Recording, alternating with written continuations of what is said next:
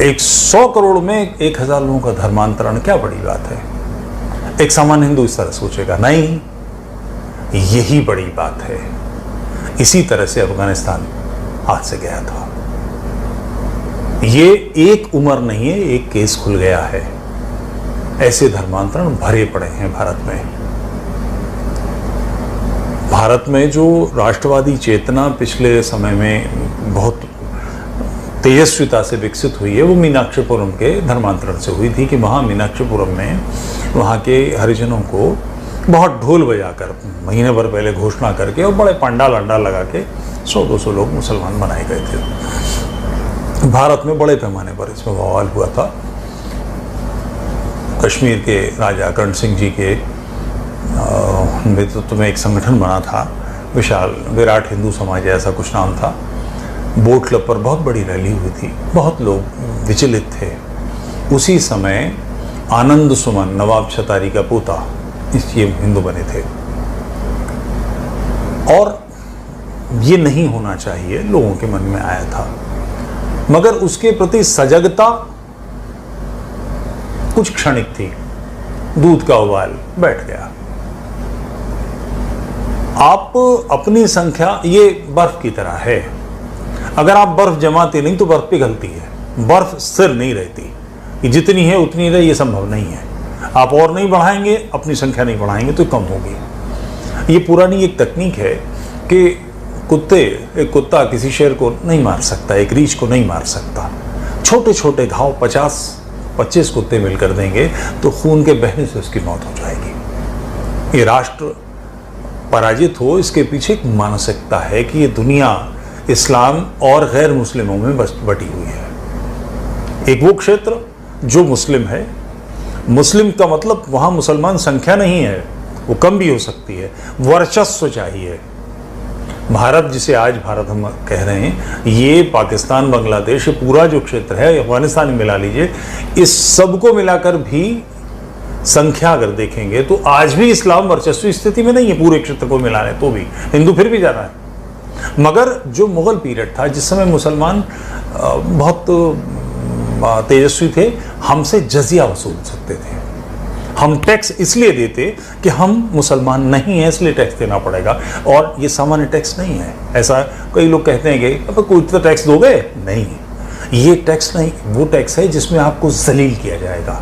देने वाला खड़ा होगा, लेने वाला बैठा होगा, हाथ पर थूकेगा, एहसास कराया जाएगा कि तुम घृणित हो, अपमानित हो, काफिर हो। और सबसे अधिक जजिया जो पैसे वाले उन पर नहीं, जो सबसे कमजोर वर्ग है उस पर सबसे अधिक जजिया कि वो इस्लाम में परिवर्तित हों।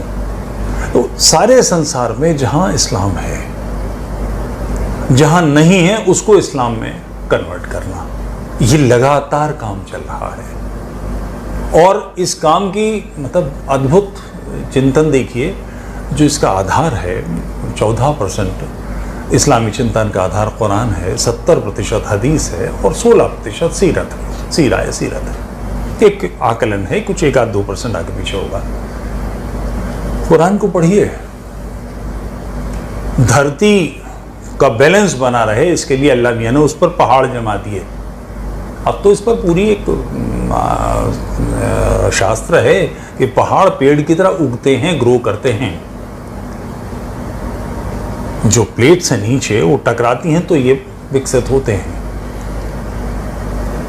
जन्नत का जिक्र पढ़ेंगे तो आप समझेंगे कि ये किसी ऐसे शख्स ने लिखा है जिसको आम नहीं पता, जिसको जामुन नहीं पता, जिसको लीची नहीं पता, वहाँ खजूरी है और कुछ नहीं है। यानी अल्लाह जो है उस टिपिकल अरबी क्षेत्र का कोई मानस है, बिल्कुल बड़ी क्षणिक सामान्य भौतिक आवश्यकताएं जो वहाँ का एक अनपढ़ व्यक्ति सोच सकता था, उससे भरी हुई है जन्नत। सेक्स है वहाँ प्रचुर मात्रा में, शराब है, शहद की नहरें हैं। मैं कई बार सोचता हूँ कि शराब की नहर तो चलिए कोई प्रोडक्शन होगा, मोहन मिकिन्स ने अपनी बोतलें खोल दी होंगी, शहद की नहर कैसे होगी? किस टेम्परेचर पे शहद पानी की तरह बहेगा? ये क्या ही संभव है? जिस व्यक्ति ने शहद ढंग से देखा नहीं है उसका लिखा हुआ है। ऐसी बातें जिसकी हैं, जिसके जीवन में वर्जनाओं की जो सामान्य मानवीय सभ्यता है उससे कहीं ज़्यादा पतित चीज़ें हैं। उसके बावजूद वो संसार को, और ये कल्पना करें 700 करोड़ के आसपास दुनिया है, कुछ थोड़ी कम ज़्यादा, इसमें 150 करोड़ मुसलमान हैं। 150 करोड़ मुसलमानों का नेतृत्व कल्पना करता है कि शेष बचे 550 करोड़ को ये तो मार देगा, ये जीत लेगा, या मुसलमान बना लेगा। यानी अपने से 4 गुना लोगों को पराजित करने की, पद्दलित कर देने की, संसार भर में इस्लाम को स्थापित कर देने की मानसिकता, पागलपन की इंतहा। मगर इस इंतहा में इंजीनियरिंग कॉलेज पंतनगर में पढ़ने वाला छात्र फंस जाता है। क्यों? पैसा। 1000 लोगों के धर्मांतरण के लिए करोड़ों रुपया, उसको जिसने भ्रष्ट किया, अपने मित्र की बहन दिलवाई, विवाह कर दिया, उसका क्लिनिक स्टैब्लिश कराया, उसके लिए काम किया। जो भौतिक सुख हैं उनकी सबकी व्यवस्था की गई। अब मैं सोचता हूं ये गलत है, मैं इसे रोकूं तो कैसे रोकूं? मैं व्यक्ति हूं, मुझे व्यक्ति के नाते ही काम करना पड़ेगा। उसके पीछे एक पूरा समाज खड़ा है, उसकी क्षमता व्यक्ति से कहीं ज्यादा। इस फोन को उठा के रख दीजिए, उठा के रख दीजिए बस पर। इतनी क्षमता, विश्व को जीतने की कल्पना जिस मानस ने सोची। हम चक्रवर्ती सम्राटों के वंशधर हैं, तेजस्वी महर्षियों की परंपरा है हमारी, उसके बावजूद हमारी स्थिति है कि हम सिमट कर बैठ गए हैं। और हमारा जो राष्ट्रवादी नेतृत्व है वो भी ऐसी नालायकियों में, हम लोग मतलब इस पर गौरवान्वित होते हैं। एक बहुत मशहूर कविता है अटल बिहारी वाजपेयी की, हिंदू जीवन हिंदू तन मन रग रग हिंदू मेरा परिचय। उसमें कहते हैं कोई बतलाए काबुल में जाकर कितनी मस्जिद तोड़ी। अटल जी पढ़ लिख कर बात करो, कौन कहता है कि मस्जिद नहीं तोड़ी हमने? संपूर्ण मध्य एशिया को हमारे लोगों ने जीता है। उज्जैन में आज भी शिलालेख स्थापित है कि बांधकर रोम के अधिपति को लेकर आए। राष्ट्र पौरुष से चलता है।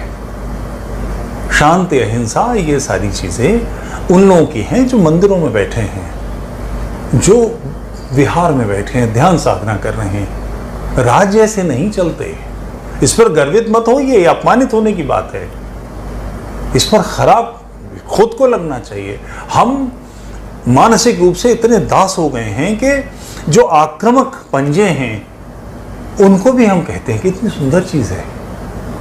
राष्ट्र नष्ट हो रहा है, देश नष्ट हो रहा है, और शांति अहिंसा का अंतिम पौधा, जैसे एक तो रूपक है कि वो नोआह ने सारे बीज इकट्ठे किए, सब प्रकार के जोड़े इकट्ठे किए, सारे पशु पक्षी, बड़ी नाव बनाई।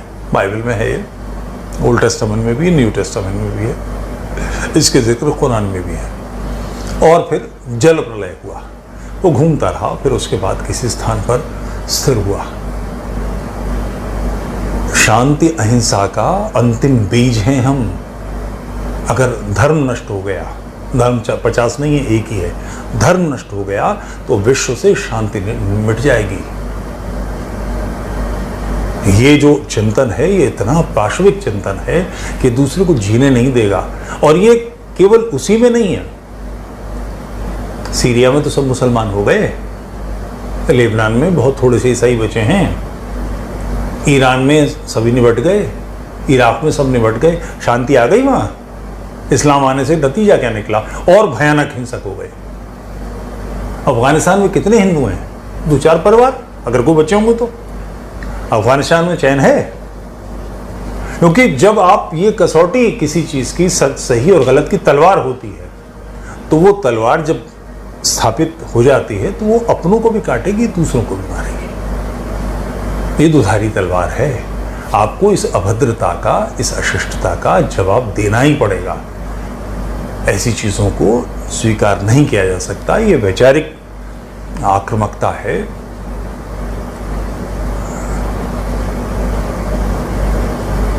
उमर गौतम जिस जेल में है वहां कैदी नहीं है, हिंदू नहीं है। हमने एक समाचार नहीं सुना कि उमर की ठुकाई हुई। खाना खाने की लाइन में लगा तो उसकी थाली निकाल के फेंक दी गई। हिंदू बिल्कुल व्यक्तिवाद। कल्पना करें कि मेरे जैसा कोई व्यक्ति राष्ट्रवादी किसी ऐसी जेल में जिसमें 80% मुसलमान हैं, क्या हाल होगा? मित्रों, धर्म की रक्षा पौरुष से ही होती है। ये एहसास यदि राष्ट्र पर आक्रमण करने वाले, और ये अंतर क्या आक्रमणकारी हैं, उनको हो जाए तो समस्या का समाधान बहुत आसान है। कश्मीर से हिंदू निकाल दिए। किसी को ध्यान है अगले साल या उसी साल जाड़ों में कश्मीरी शॉल बेचने वाले बाजार में आए कि नहीं? अखरोट बेचने वाले बाजार में आए कि नहीं? आराम से आए, क्योंकि उनको डर नहीं था कि अब हिंदू खा जाएंगे। इसका जरा सा डर हो तो वो उनकी हिम्मत है कि वहां के हिंदुओं को निकाल दें। राष्ट्र के प्रति तेजस्वी बनना, इसके अलावा कोई विकल्प नहीं।